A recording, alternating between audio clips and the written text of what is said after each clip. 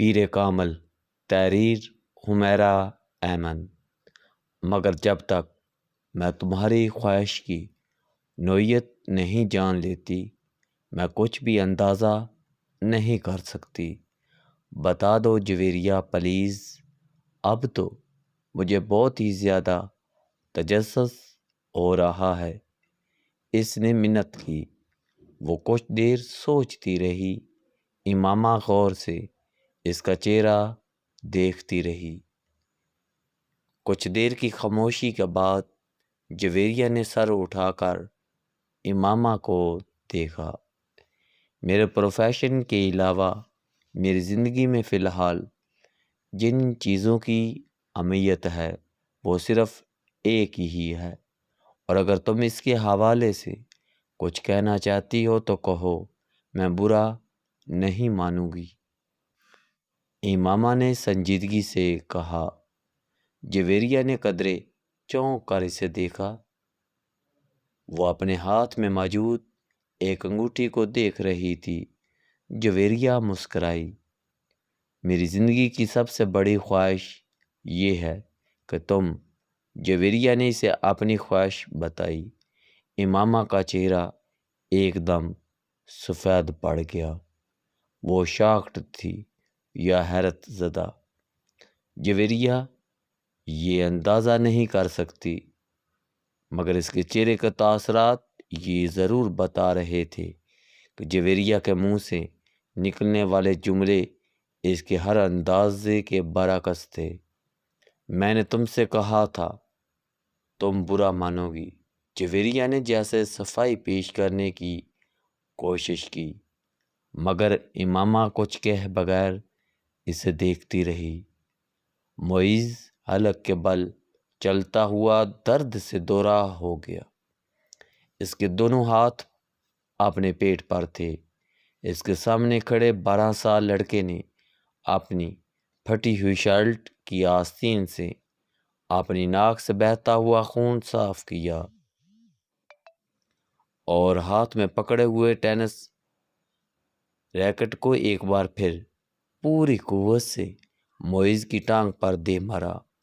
معیز کے حلق سے ایک بار پھر چیخ نکلی، اور وہ اس بار سیدھا ہو گیا۔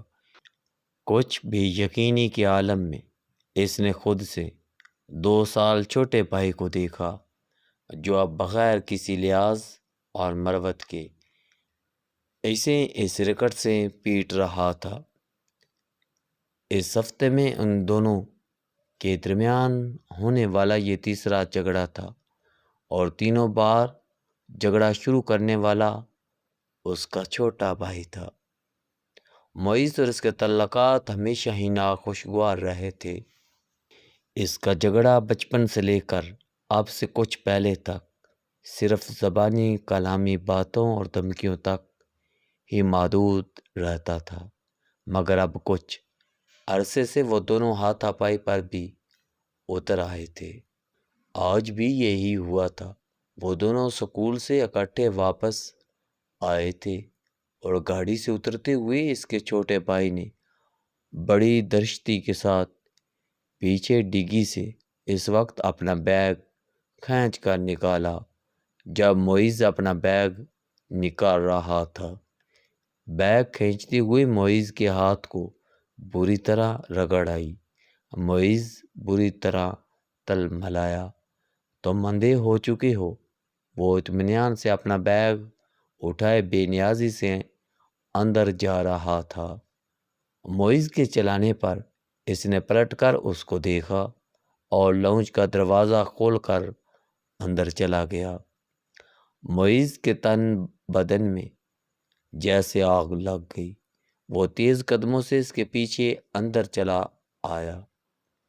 اگر دوبارہ تم نے ایسی حرکت کی تو میں تمہارا ہاتھ توڑ دوں گا۔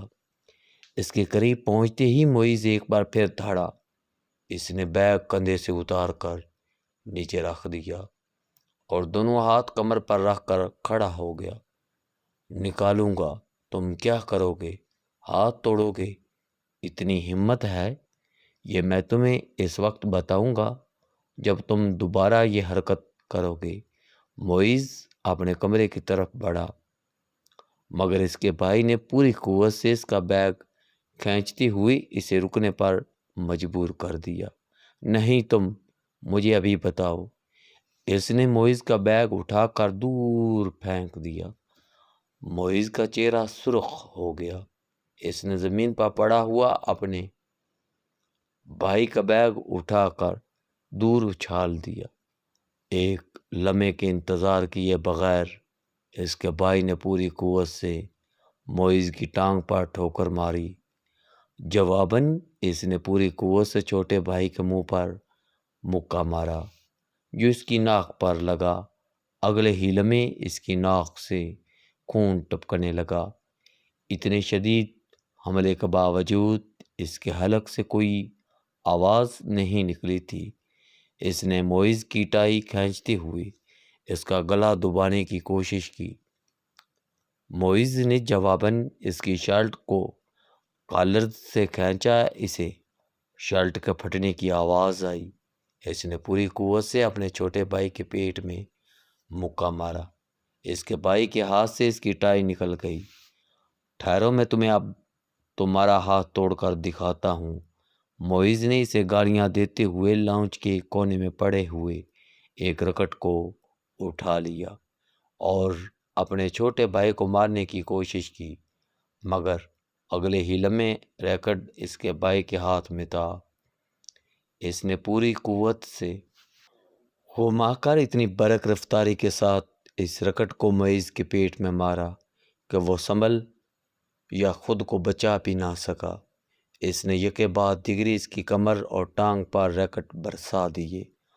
अंदर से इन दोनों का बड़ा भाई इश्तियाल के आलम में बाहर लाउंज में आ गया। क्या तकलीफ है तुम दोनों को? कार में आते ही हंगामा शुरू कर देती हो। इसको देखते ही छोटे भाई ने उठा हुआ रैकेट नीचे कर लिया था। और तुम्हें शर्म नहीं आती अपने बड़े भाई को मारते हुए? इसकी नज़र अब इसके हाथ में पकड़े रैकेट पर थी। नहीं आती, इसने बड़ी डटाई के साथ कहते हुए रैकेट एक तरफ उछाल दिया और बड़ी बेखौफी से कुछ फासले पर पड़ा हुआ अपना बैग उठाकर अंदर जाने लगा। मोइज ने बुलंद आवाज़ में सीढ़ियाँ चढ़ते हुए अपने छोटे भाई से कहा, तुमको इसका खमेज़ा भुगतना पड़ेगा। वो अभी तक अपनी टांग सुलहा रहा था। हाँ, क्यों नहीं? एक अजब सी मुस्कुराहट के साथ सीढ़ियों के आखिरी सिरे पर रोककर इसने मोइज से कहा, अगली बार तुम बैट लेकर आना। टेनिस रैकेट से कुछ मज़ा नहीं आया, तुम्हारी कोई हड्डी नहीं टूटी। मोइज को इश्तियाल आ गया। तुम अपनी नाक संभालो तो यकीनन वो टूट गई होगी। मोइज गुस्से के आलम में सीढ़ियों को देखता रहा। यहाँ कुछ देर पहले वो खड़ा था। मिसेस समान्था रिचर्ड ने दूसरी रो में खिड़की के साथ पहली कुर्सी पर बैठे हुए इस लड़के को चौथी बार घूरा। वो इस वक्त भी बड़ी बेनियाजी से खिड़की से बाहर देखने में मसरूफ़ था। वक्तन फ़वक्तन वो बाहर से नज़रें हटाना, एक नज़र मिसेस समान्था को देखना, इसके बाद फिर इसी तरह बाहर झांकने लगना। इस्लामाबाद के गैर मुल्की स्कूल में वो आज पहले दिन इस क्लास की बायोलॉजी पढ़ाने के लिए आई थी। वो एक डिप्लोमेट की बीवी थी और कुछ दिन पहले ही इस्लामाबाद से अपने शौहर के साथ आई थी। टीचिंग उनका प्रोफेशन था और जिस जिस मुल्क में उनके शौहर की पोस्टिंग हुई वो वहाँ सफारत खाने से मुंसलिक स्कूल में पढ़ाती रही।